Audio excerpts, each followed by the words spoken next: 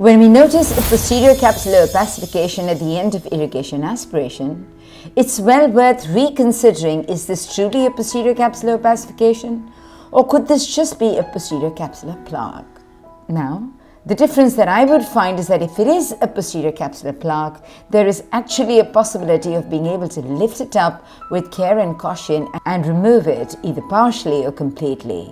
With the help of these following videos, I'd like to demonstrate to you the surgical management of a posterior plaque that I'm certain would improve the quality of vision in the postoperative period. Let's now move to watching the surgeries. This is the first case. I'm about to complete the irrigation aspiration. The residual cortex is removed and a PC polish is performed to remove all the cells lining the posterior capsule. So once the irrigation aspiration is complete, we now visualize what's going on the posterior capsule.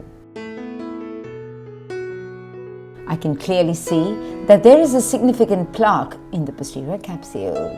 Now this we could consider as a posterior capsular opacification and leave it alone. I decided to go in with the intraocular forceps and attempt to lift it up. The first prerequisite for this is that you use a dispersive viscoelastic to maintain the anterior chamber.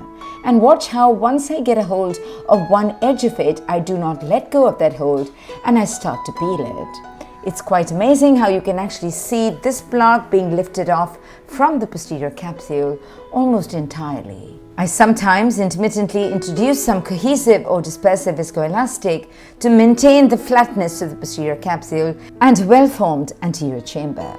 Note now how I go back with an intraocular forceps and lift up the flap already raised and peel it off from the posterior capsule.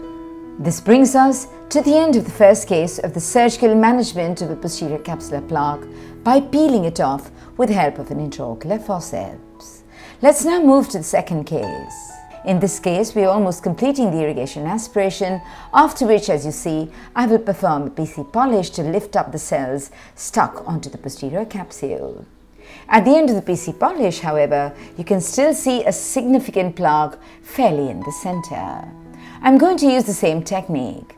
I'm going to use a dispersive viscoelastic to flatten the posterior capsule, after which, after stabilizing the eye with the help of a LIMS forceps, I go in with the intraocular forceps and try and elevate the plaque.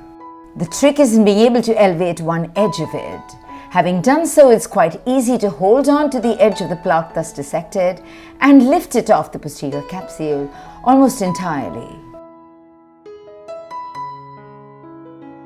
Once some part of it has been raised, it may be okay to go back in, re-grasp it closer to the point of its attachment with the posterior capsule and gently peel it off from the posterior capsule. Note how in this case we've been able to clear the plaque almost entirely. I hope you found this useful. I certainly did. Thank you.